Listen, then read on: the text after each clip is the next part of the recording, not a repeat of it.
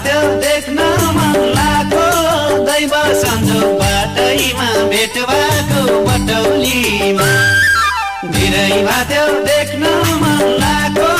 दैव संजोग बाटैमा भेट भएको